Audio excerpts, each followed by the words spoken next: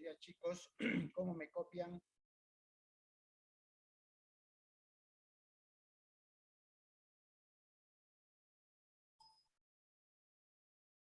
Buen día, John, Cintia, buen día, ¿cómo me escuchan? Buenos días, doctor. Bien, un poco bajito lo escucho yo, no sé si es mi celular, pero A ver, vamos a Buen día, doctor. Si se escucha bien, no hace. ya. Ahora, ¿cómo me escuchan? Mucho mejor. Ok, muy bien. Bien, vamos a darles un par de segundos a los compañeros para que puedan conectarse mientras vamos estableciendo el tema que vamos a abordar el día de hoy. Estamos dentro la temática del cumplimiento de las obligaciones, ¿cierto? Y haciendo una especie de recordatorio, ¿no? Fuimos viendo el tema de el pago como la manera más directa, más adecuada, más recomendable para poder cumplir con las obligaciones. Posteriormente vimos el tema de la oferta de pago y consignación que se genera definitivamente cuando el acreedor ingresa en mora. Establecimos en este tema cuáles eran los casos o las causales por las cuales el acreedor podría ingresar en mora.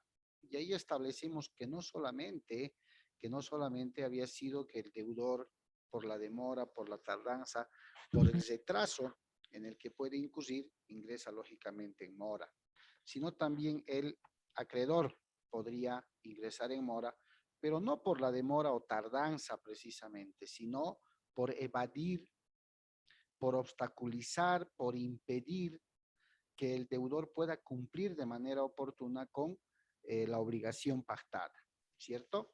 Esta evasión, este impedimento, esta obstaculización que podría poner el, el acreedor, lógicamente versa en impedir el cumplimiento de la obligación. Y ante esas circunstancias hemos podido establecer, y conforme señala el Código Civil, ante estas circunstancias, el deudor puede acudir a la autoridad judicial. Esa es una gran diferencia con las demás formas de cumplimiento de la obligación. Puede acudir ante la autoridad judicial a efectos de realizar la oferta de pago y consiguiente consignación del monto a efectos de impedir que continúe corriendo el tema del interés y algunas otras obligaciones accesorias que hubiera pactado con el acreedor, ¿cierto? Recordemos que en la oferta de pago y consignación, el deudor que recusa ante la autoridad judicial debe acreditar con prueba suficiente haber agotado todos los medios posibles para poder cumplir con la obligación y acreditar lógicamente la evasión, el impedimento, los obstáculos que ha podido el acreedor poner en el camino de cumplir con la obligación y lógicamente hacer imposible este cumplimiento, no quedándole otro camino al deudor que acudir ante la autoridad judicial, ¿cierto? El día de ayer vimos otra forma de cumplimiento de las obligaciones que tiene que ver con la dación de pago, ¿no? Con características también muy especiales, pero específicamente y siendo muy objetivos, la dación de pago, dijimos, como forma de cumplimiento de las obligaciones, tiene que ver con que el deudor cumple con la obligación, pero con una prestación distinta a la que había adquirido por parte del acreedor. Es decir, cumple, paga, llamémosle así, la obligación adquirida, pero si se le otorgó en dinero, necesariamente por X o Z motivo, no tiene la liquidez suficiente para pagar también en dinero y lo que hace es cumplir con la obligación con otra prestación. Podrá ser un bien inmueble, podrá ser un bien mueble, con el que pueda usar la obligación. Generalmente les dije, esto pasa con, inclusive en las entidades financieras, cuando las entidades financieras, los bancos en realidad, han emitido, han desembolsado un préstamo de dinero y llegado el término del vencimiento para cumplir con la totalidad de la obligación, el deudor no tiene la liquidez suficiente para pagar en dinero. Entonces recurre al banco y hace la propuesta de dación de pago, es decir, te quiero pagar, pero no tengo dinero, te quiero pagar con un lote, con un inmueble, con una casa, con acciones, con cuotas de capital, que lógicamente vayan a cubrir el monto de la obligación. Frente a ello, entonces, se presenta la figura de la dación de pago, cuya clasificación, dijimos el día de ayer, es de dos clases, ¿no? La dación de pago voluntaria y la dación de pago necesaria. La voluntaria va a nacer de un acuerdo necesariamente entre las partes. ¿Por qué? Porque uno de los elementos más importantes, fundamentales, para que proceda la dación de pago como una forma de cumplimiento de la obligación es precisamente el consentimiento, la aceptación que pueda prestar el acreedor, es decir, que acepte, que diga, bueno, está bien, acepto que cumplas la obligación con una prestación distinta a la que hemos pactado, ¿cierto? Esa sería la dación de pago voluntaria. ¿Qué elementos deben intervenir? Si ustedes se acuerdan, lo vimos el día de ayer, debe intervenir el animus, ¿ciertos? El animus solution, que quiere decir la predisposición, la voluntad, la responsabilidad de cumplir con la obligación.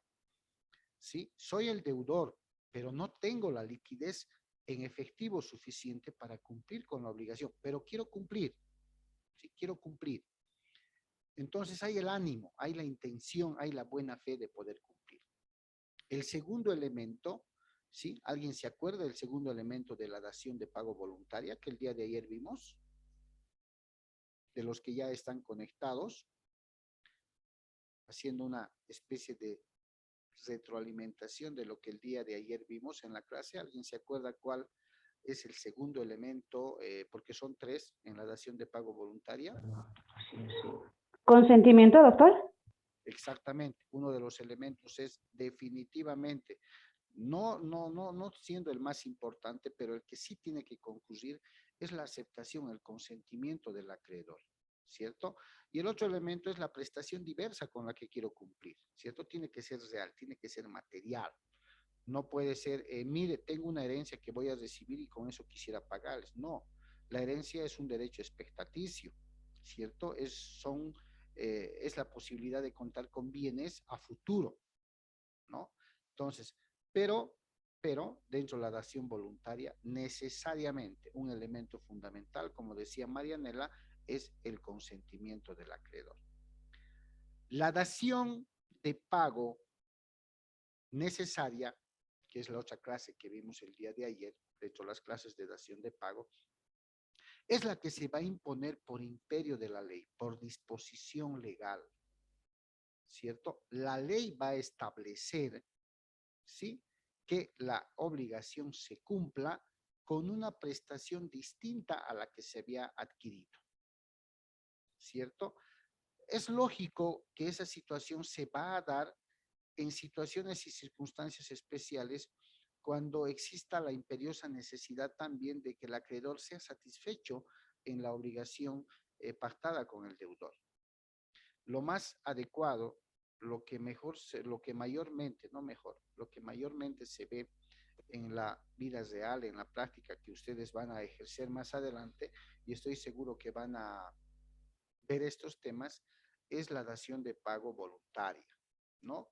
Cuando el deudor toma contacto con el acreedor y le dice, quiero pagar, pero no tengo los $50,000 que usted me entregó en efectivo, pero tengo un lote de terreno que tiene un valor similar, quizás un poco más de lo que le debo, y eso se corrobora perfectamente con un avalúo realizado por una persona especialista en el tema. Entonces, cuando hay el acuerdo y el acreedor verifica que efectivamente la prestación distinta con la que quiere cumplir el deudor cubre el monto del capital y de pronto algunos intereses devengados y demás, entonces va a aceptar, y el hecho de prestar su consentimiento pues va a viabilizar y habilitar que la obligación sea satisfecha, sea honrada. Esa es la dación de pago en términos bastante objetivos que el día de ayer vimos en clase, ¿no? El día de hoy siempre recomendarles, chicos, que no olviden registrarse en el chat, ¿no? El día de hoy vamos a ver otra forma de pago dentro del contexto del tema del cumplimiento de las obligaciones. Reitero, en el macro tema, digamos, del cumplimiento de las obligaciones, hemos visto el pago como la forma más directa y adecuada de cumplir con una obligación. Segundo, hemos visto la oferta de pago y consignación. El día de ayer hemos visto el tema de la dación de pago, ¿no? Con sus características, todas las modalidades. El día de hoy vamos a ver otra forma de cumplir con las obligaciones que se denomina subrogación, como le quieran llamar. ¿Ya? Es una forma de cumplimiento de las obligaciones que tiene que ver también con otra modalidad que ojalá nos alcance el tiempo, que se llama cesión de bienes. ¿Ya? En plataforma yo ya adelanté, si los que han ingresado, por si acaso están todos los temas, hasta el día de ayer inclusive lo que avanzamos. Establecí en el título de la presente clase como cesión de bienes, lo voy a cambiar por subrogación solo con el tema de orden, ¿ya? Porque siguiendo el orden de los temas, pueden visualizar, ¿no, chicos? ¿Me confirman, Sí, por favor? Visualizan, ¿no? sí, Lisa. Ya. Por si acaso, el texto en el que me estoy apoyando es el texto de apoyo que ustedes tienen en Moodle, en plataforma, independientemente del Código Civil, que es nuestro manual de consulta natural por gravedad, ¿cierto? Todos los temas que estamos viendo están en este texto y algunos que no están, pues nos apoyamos con las diapositivas. Ya. Hay ciertos temas, evidentemente, por ejemplo, en el plan global no está la dación de pago como un tema suelto, pero he querido yo mantenerlo como un tema individual. ¿Por qué? Porque es importante. Eso es lo que van a ver ustedes en la práctica. Y de ninguna manera puede quedarles extraño el momento que ustedes tengan que ver algún caso de aquellos, ¿cierto? No sería nada recomendable que cuando un cliente vaya por su despacho y les diga, mire, debo esta plata a este señor, pero no tengo el efectivo. Quiero cumplir porque no quiero cargarme con los intereses, no quiero procesos de por medio, pero el tema es que no tengo el efectivo, pero tengo un bien con el que le puedo pagar, un automóvil, un lote de terreno, un departamento, qué sé yo.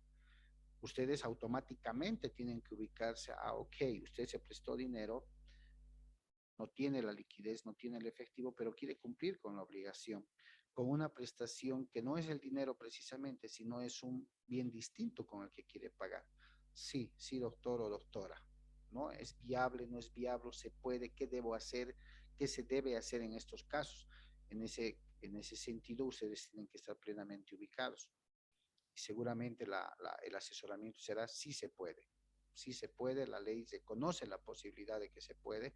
El tema es que viabilicemos el consentimiento o la aceptación del acreedor, ¿no? Y ahí empiezan a trabajar en su estrategia de comunicarse con el acreedor, hacer la propuesta correspondiente en base al marco legal que estamos viendo. ¿Listo?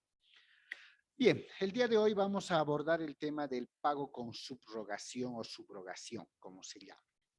También es un instituto jurídico, así como lo es la dación de pago, así como lo es la oferta de pago y consignación, y también así como lo es el pago. La subrogación o el pago con subrogación es un instituto jurídico, es un pago jurídico, ¿no?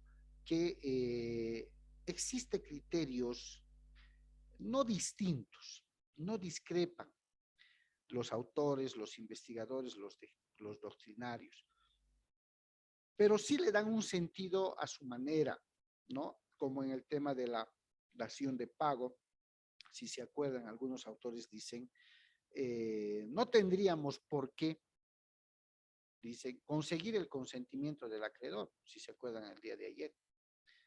Es pues una modalidad de pago, dicen algunos autores modernos, ¿no?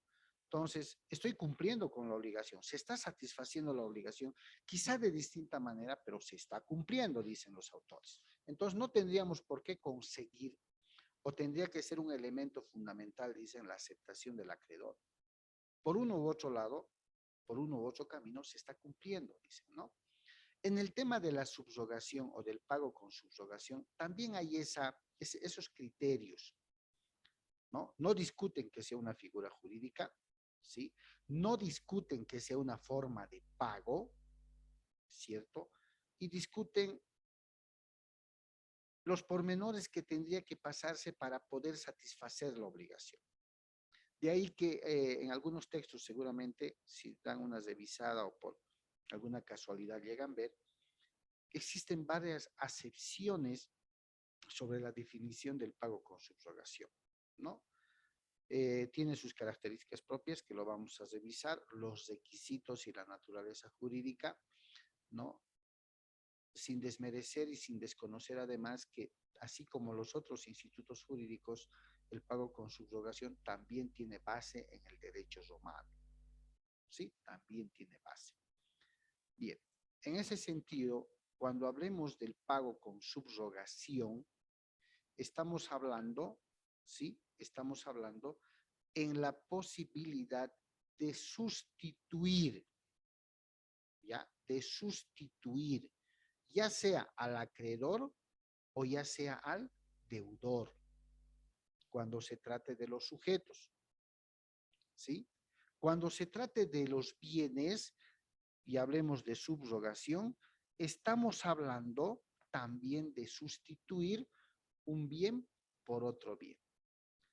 En este caso y en la presente clase, vamos a entender al pago con subrogación como aquella sustitución que hagamos, ya sea del acreedor o ya sea del deudor. ¿Se acuerdan cuando veíamos los primeros temas y nacía la pregunta y decía, dos sujetos principales hay en el vínculo o en el nexo jurídico llamado obligación? Indistintamente que sean obligaciones de dar, indistintamente que sean obligaciones de hacer o indistintamente que sean obligaciones de no hacer. Dos sujetos principales. Un sujeto activo, también llamado acreedor, y un sujeto pasivo, también llamado deudor. Sin embargo, aclaramos que cuando escuchamos estos términos, ¿no? Automáticamente, por la costumbre, por los usos, nos vamos a que se trata de una obligación económica. Y no es así. De manera general, ¿no? Se especifica y se reconoce a dos sujetos en la obligación. Acreedor, deudor, activo o pasivo, como le quieran llamar. Entonces, el pago con subrogación no es otra cosa que la sustitución ya sea del acreedor o del deudor. Cuando se sustituye, ¿sí? Cuando se sustituye a una persona por otra, ¿sí? Que puede ser casi siempre el acreedor en el tema de obligaciones, se llama subrogación personal. Cuando se reemplaza o se sustituye un bien por otro bien, le vamos a llamar subrogación real, porque tiene que ver con derechos reales.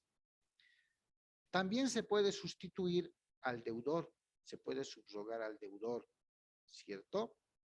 Y podemos hablar, si disgregamos toda la teoría de obligaciones, podemos hablar de que se llama expromisión, de que se llama delegación, ¿se acuerdan?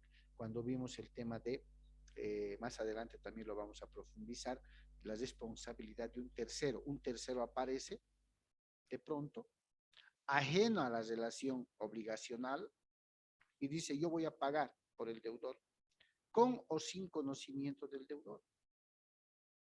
Ahí podríamos hablar de que se está generando la sustitución del deudor. Por tanto, se está pagando con subrogación, se está pagando con sustitución del deudor, un tercero está pagando por el deudor y el acreedor, dudo mucho que se oponga. ¿Por qué? Porque lo que le interesa al acreedor es de que se cumpla con la obligación que se le debe. ¿Cierto? Pero los vamos a ir desarrollando de a poco. A ver, subrogación real. En este tipo de subrogación real, el término real nos lleva a bienes, ¿sí? Hay una sustitución o reemplazo de un bien por otro bien. ¿Cierto? Real. Circunstancia en la que la cosa sustitutiva tiene y adquiere la misma situación y calidad jurídica que la otra que ha sido reemplazada. Ejemplo práctico, la garantía. La garantía que se ha proporcionado para respaldar una obligación, en este caso asumamos como ejemplo un bien inmueble, podría ser objeto de una subrogación sustituyéndola por otro bien. ¿Sí? El bien que sustituye al primero que se hubiera constituido junto con la obligación va a adquirir la misma situación legal y posición en la que estaba el primer bien. Es decir, va a servir de garantía. Y se hace esta especificación, ¿por qué? Porque si la obligación no es cumplida, ¿cierto? Cuando el deudor no cumple con la obligación contraída, todos sabemos que le nace al acreedor el derecho de iniciar la ejecución y persecución del patrimonio del deudor. Y al existir una garantía, lógicamente, esa garantía, ese patrimonio otorgado, pues va a ser susceptible más adelante, seguramente, si no se cumple con la obligación de ser subastado o rematado. ¿Sí? Por eso es que en la pantalla ustedes ven en el segundo párrafo, dice, en la subrogación legal o real, una cosa es reemplazada por otra, pero la nueva cosa ocupa la misma situación, la misma posición que la anterior reemplazada, sin sufrir transformación dentro de la relación jurídica de la obligación, con el objetivo de mantener un equilibrio patrimonial. ¿Qué quiere decir? Con el objetivo de respaldar la obligación. ¿Se dan cuenta? Ahora, dicho teóricamente, parece algo sencillo. De pronto, si la obligación se ha generado entre dos personas particulares, no habría mucho problema, siempre y cuando el acreedor se cerciore de que el bien que se va a sustituir por otro, ¿no? El que pueda venir sustituyendo al primero, goce de la misma credibilidad, goce del mismo valor o mayor valor para afianzar y continuar respaldando la obligación. ¿Sí? Entonces va a depender de un acuerdo de partes, porque si el acreedor considera que no le convence el nuevo bien que puede sustituir al primero, entonces de pronto puede rechazar, ¿cierto? Esa subrogación real. Entonces va a estar sujeto a que podamos lograr el consentimiento y la aceptación del acreedor. ¿Ya? Bien.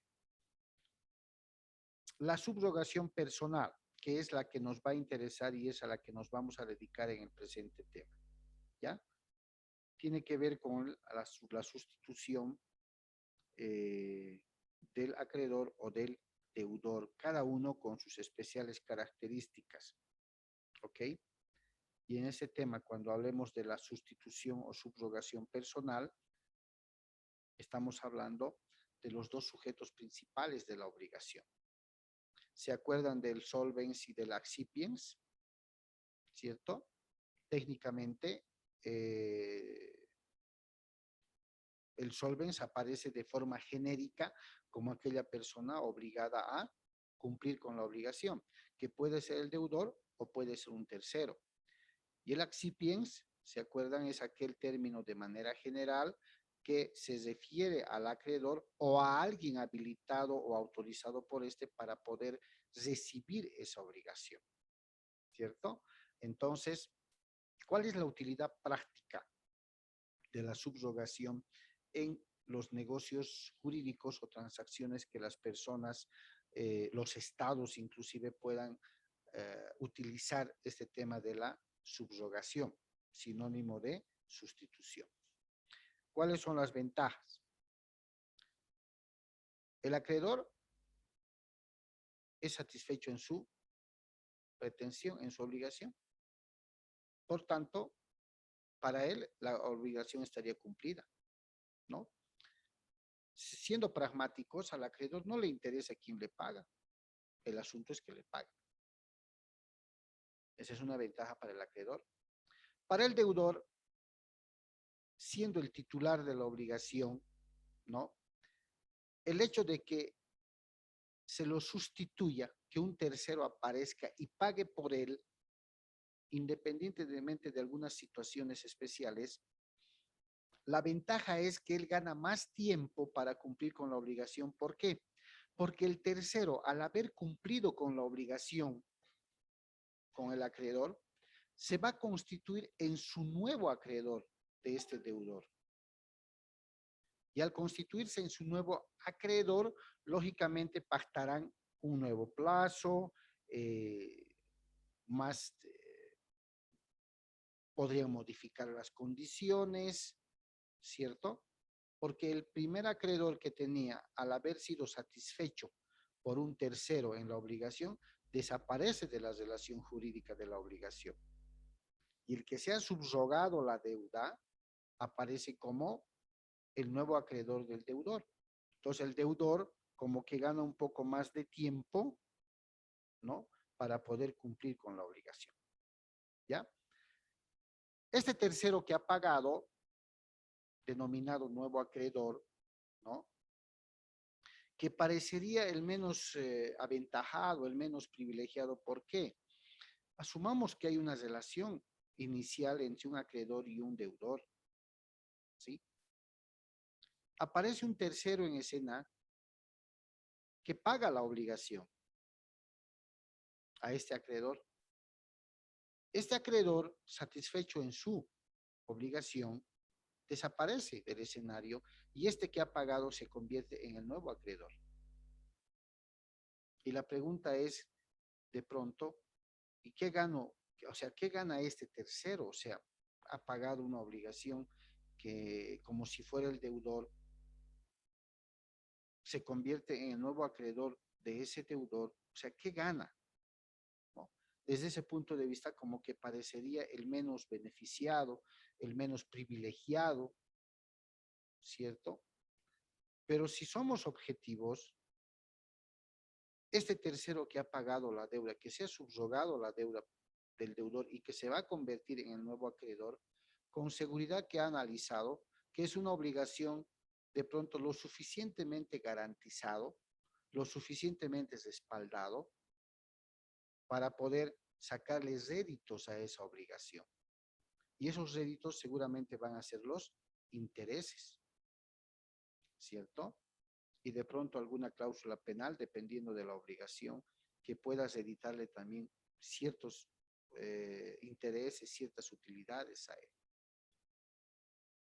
Viéndolo como un negocio jurídico, tampoco es que un tercero aparezca y diga, yo pago por él. Tiene que haber alguna conveniencia seguramente que él ha analizado. ¿Ustedes creen que un tercero aparecería a cumplir con una obligación que de pronto no está lo suficientemente respaldada o garantizada? ¿Creen ustedes que podría darse? ¿O sería mucho riesgo?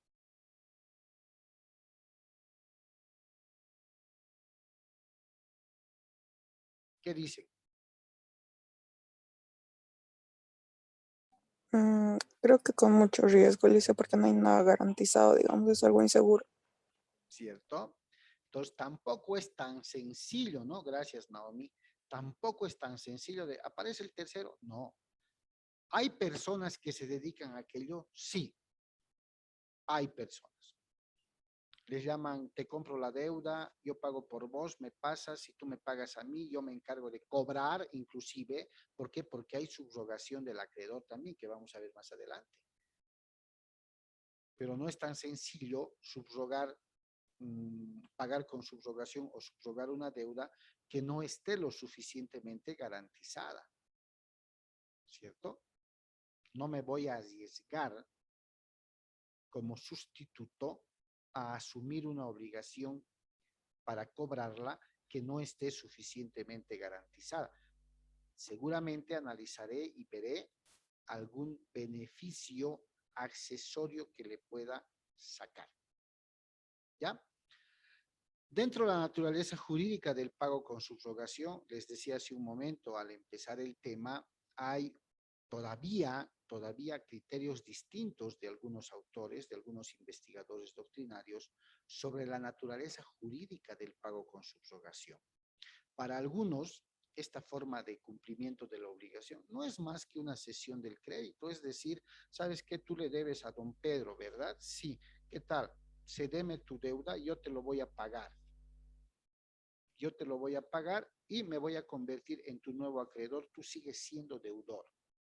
Algunos autores les dicen, no es más que una cesión de crédito, o sea, le está cediendo el deudor para que pague por él, el que paga se convierte en su nuevo acreedor y el deudor gana un poco más de tiempo y de pronto mejorar ciertas condiciones para cumplir con la obligación, ¿no?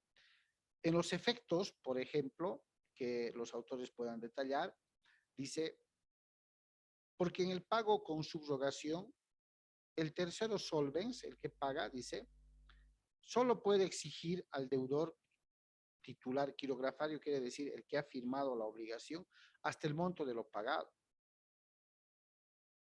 ¿No? Jamás puede exigirle de más, dice, un excedente.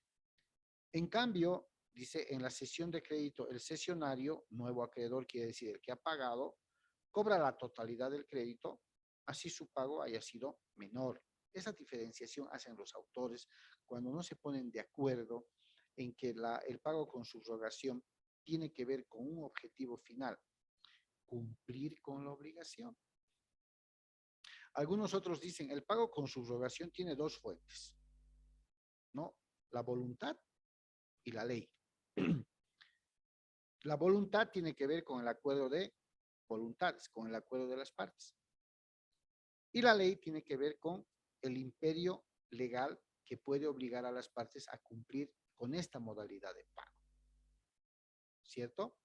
Entonces, en esta disyuntiva que tienen los autores sobre la naturaleza jurídica, que es sustento teórico, ¿cierto? Que es sustento teórico. Incluso hay algunos otros autores que manifiestan que el pago con subrogación en realidad no es otra cosa que una ficción jurídica, dicen, ¿no? Porque aparece un tercero, paga, se extingue la obligación con el primer acreedor, ¿cierto? Y se genera el nacimiento de una nueva obligación. ¿Por qué? Porque el tercero que ha pagado se constituye en el nuevo acreedor del deudor titular. Parecería el criterio más objetivo, no más creíble. Adelante, Lidia. Doctor, disculpe, no sé si me estoy confundiendo o no, pero esto podría también llamarse el famoso bicicleteo que se llama de las deudas. Pagas una deuda, te haces de otra deuda y tienes a otro deudor y así sucesivamente vas haciendo una cadena. Podría, aunque ese bicicleteo visto desde ese enfoque se va a traducir siempre en una especie de artimaña, ¿no ve? En cambio, por eso les decía, esta modalidad de cumplimiento, esta forma de cumplimiento de una obligación tiene un fin, tiene un fondo específico, que no es otro que satisfacer la obligación, es decir, cumplir con la obligación. Y reitero, el pago con subrogación es el pago con sustitución, ya sea de acreedor o ya sea de deudor. Cualquiera sea la figura, donde vamos a aterrizar es en el cumplimiento de la obligación. Por eso, una de las posturas más aceptadas es que el pago con subrogación, ¿cierto? Es pragmáticamente hablando, aparece un tercero, paga la obligación, la deuda o la obligación que existía entre el primer deudor y el primer acreedor se extingue para el acreedor porque ha sido satisfecho, se retira del escenario y el tercero que ha pagado se convierte en su nuevo acreedor. Por tanto, es como si naciera una nueva obligación entre este tercero que ha pagado y el deudor titular. ¿Se dan cuenta? Es una forma de cumplimiento de las obligaciones. ¿Tiene sus características? Sí. ¿Hay ventajas y desventajas? Sí, que en particular este tercero puede analizar. Pero no solamente el tercero, chicos, y esto lo vamos a ir ahora desarrollando. El deudor también puede analizar esta posibilidad y puede buscar, ¿sí?, a un tercero que pague su deuda. En nuestra economía popular podríamos decir, Fernando, le debo a Pedro, se me está acercando el plazo, no quiero tener problemas ni que me ejecute. Tú tienes solvencia, ¿cierto? Quiero proponer un pago con subrogación de deudor. Tú paga por mí y yo voy a ser tu deudor. Tú vas a ser mi nuevo acreedor y yo te voy a ir pagando a ti. Eso se da en nuestra economía, chicos, en nuestra economía popular, en nuestro vivir diario.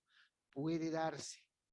Por eso es que la subrogación o el pago con subrogación está legislado, lógicamente, en el Código Civil y se divide en dos clases, ¿ya? La subrogación convencional y la subrogación legal. Ahora sí entramos en materia. Lo anterior ha sido sustento teórico.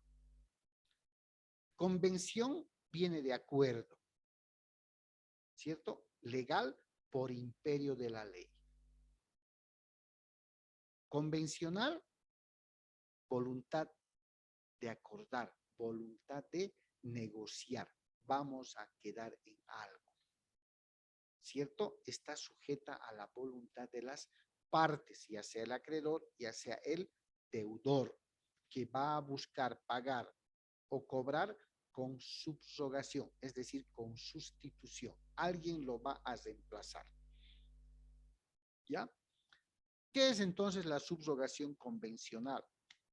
Lógicamente, como ven en pantalla, va a nacer, va a surgir de un acuerdo, va a nacer de la voluntad, en base al principio de autonomía de la voluntad. Soy libre de acordar.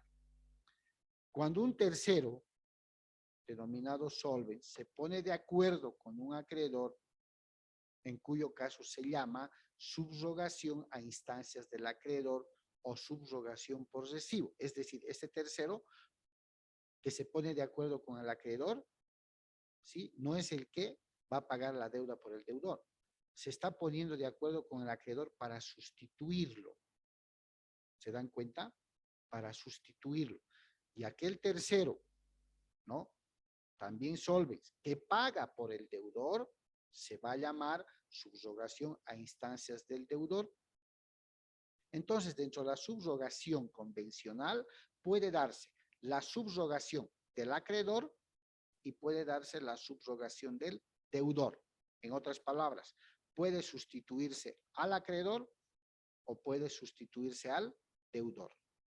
Cuando se sustituya al acreedor, le llamaremos subrogación del acreedor.